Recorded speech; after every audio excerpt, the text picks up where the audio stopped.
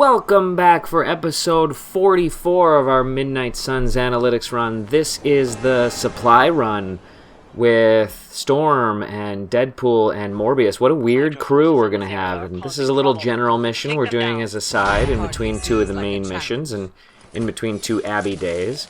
And in this one, our job is to get these two devices off the back of these trucks before they drive away. Now, these missions are supremely easy. One of the supply things is already available, and the other one is blocked by one of these shield guards, so my main purpose throughout the first few cards will be to knock down the shield of that shield guy in the back, and then we'll have to recover the supplies. The recover supplies one in the front here is unavailable at first, and I can't remember why. Maybe it's because it's the truck in the back that is available first, which I guess is clever. Doesn't actually make any sense, but I guess it's clever by the game to make it so that you can't just immediately achieve one of the two missions. So here I redraw this hero combo because for the most part hitting something for 160 really isn't as valuable as hitting a bunch of things for something cheap.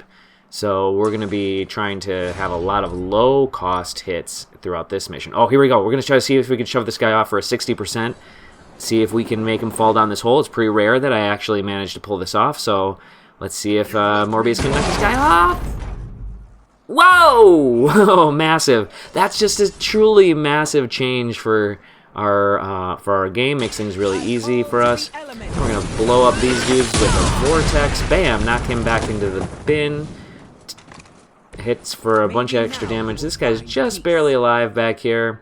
That makes it easy for us to shove him a little bit later. We're gonna claw the shield guy first. Knocks out his shield. Makes him available to be got. I'm not gonna bother getting it this turn because as soon as you get that stuff, there's gonna be reinforcements. But we can knock this guy out, and all we'll be left with is the one shield guard. And that's a really solid turn one. Oh, we're also going to be able to interrogate this dude, so that's a really good start for this fight. Pain Pinata isn't going to come in handy anymore because it's only useful when we have 4 or 5 dudes out there. And so we got rid of it so we could get another move. That way we can get Storm into a position where she can't be shoved into a wall or something, because I had a feeling that this shield guard was going to go after Storm, but more importantly, whoever it was going to go after, we wanted them to be not be able to be knocked back into a wall. You can kind of tell which guy the shield guard's going to go after based on who he's looking at. See that? So because he's going to hit Storm for 18, but let's say we had Storm where she was going to run into that barrel and hit the barrel and Deadpool with the barrel explosion. So wiser to get them out of the way. The shield guards have a tendency to try to blow themselves up right after they lose their shield, which is fantastic for us. It's really good for them to lose the HP out of it. Probably should have used Morbius to get this box, because that would have gotten him outside of the circle, but it is what it is.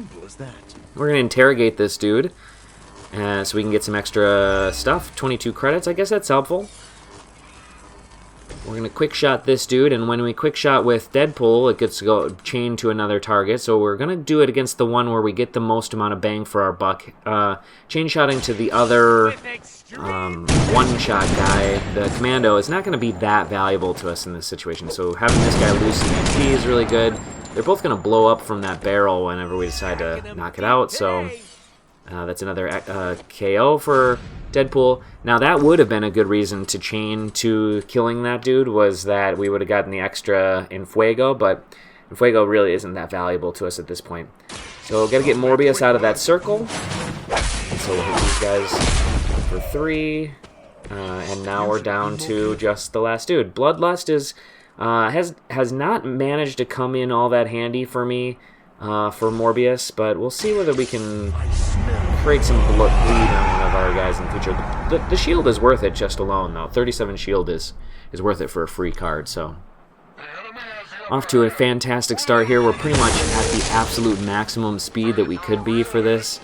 Knock on wood, we're only going to get 3 reinforcements here, and then we also should be getting our recover supplies right now, so we're going to use up our first card play on that.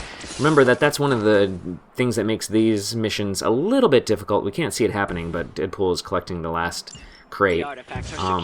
And it's a little bit... So that was a very, very, very tiny mistake by me. What I should have done is redrew the truck driving away card first, so that we could get the redraw off on a card that was going to essentially extinguish itself. But it's not the end of the world, but it's some little thing that you can do to get yourself a little bit of extra card maneuverability. Here's a quick move by Storm, so that's a really easy additional play.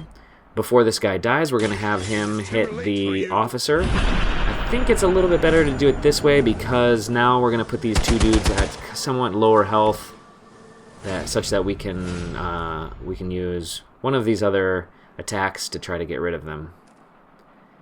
And if we can get rid of both on this turn, that'd be really good. So we're going to quick this dude. Yeah, that's why we didn't have him attack there, because we were able to hold on to the quick to be able to attack that guy. Ooh, now we have a choice. We could do an interrogate, lose 1 star, which is not that big a deal, but instead we could do the death from above and then probably shove this guy into the rocks, or maybe shove him backwards and then have that pole drop on him. So we're for sure going to be able to get this guy out of here this turn. It's just a matter of how we go about doing it.